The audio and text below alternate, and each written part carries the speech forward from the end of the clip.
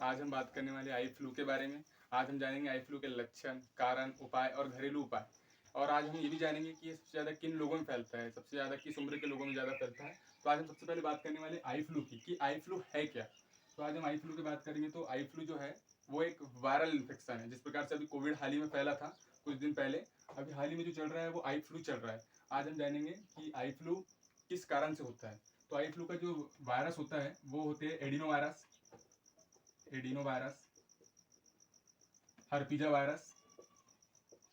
हर्पिजा virus.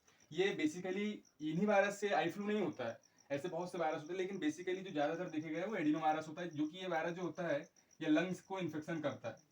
लेकिन lungs क्या है, जब हम खांसते हैं तो हमारे जो हाथ होते हैं शायद आंखों के पास पहुंच जाते हैं, जिस कारण ये इन्फेक्शन हो जाता है। और दूसरा बात करें हर्पिजा वायरस, जो कि त्वचा त्वचा और फीमेल जेनाइटल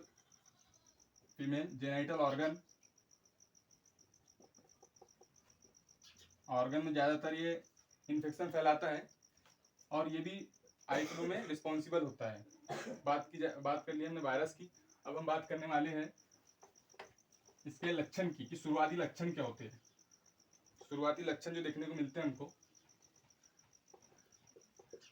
तो शुरुआती लक्षण है कि आंख शुरुआत में गड़ती है, आंखों का गड़ना, आंखों से पानी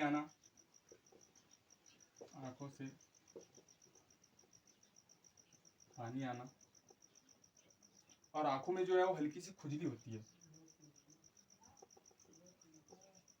आंख लाल दिखाई देती है।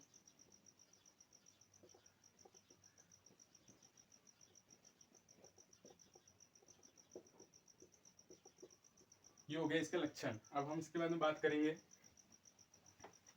किस कारण से होता है। जो इसके कारण होते हैं,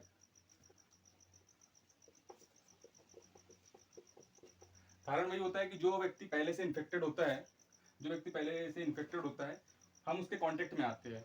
तो हम उसके कांटेक्ट, जैसे हमारे घर में किसी व्यक्ति को ये इन्फेक्शन हो गया, आई फ्लू हो गया है, तो जो है उनसे दूरी बनाकर रहना है। तो सबसे पहले हम बात करेंगे किस प्रकार से दूरी बनाए, किस चीज़ को नहीं छूना है। तो बेसिकली उनके कपड़ों को नहीं छूना है।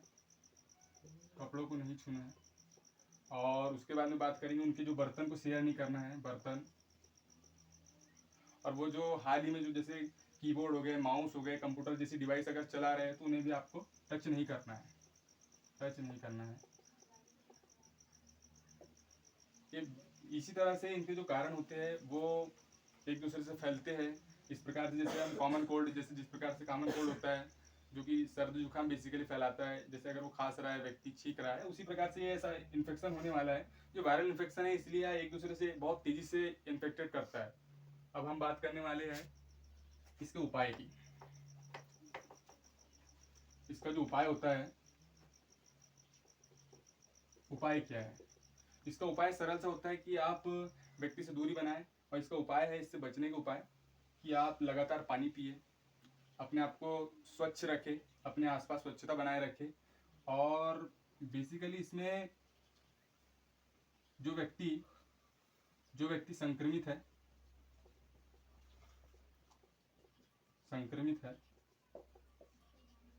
उससे दूरी बनाए।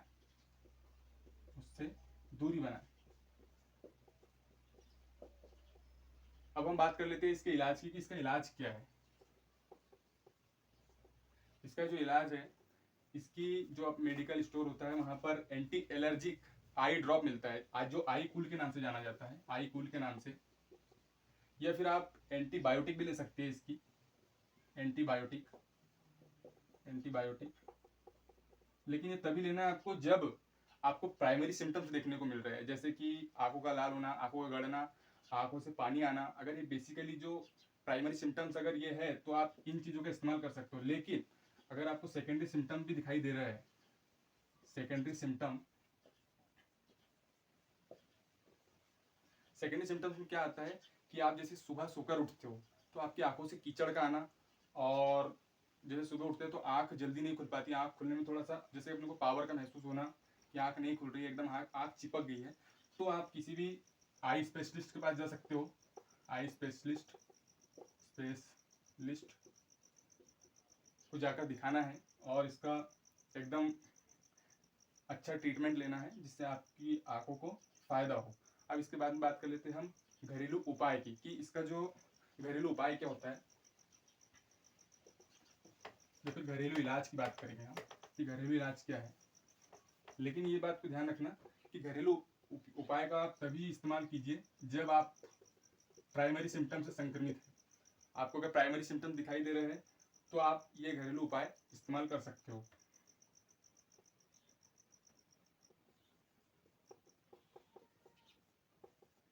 घरेलू उपाय में बात करेंगे हम सबसे पहले।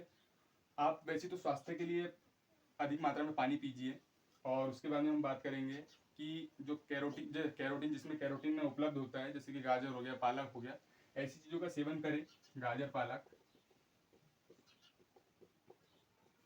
जो कि आंखों के लिए बेहद लाभदायक होता है।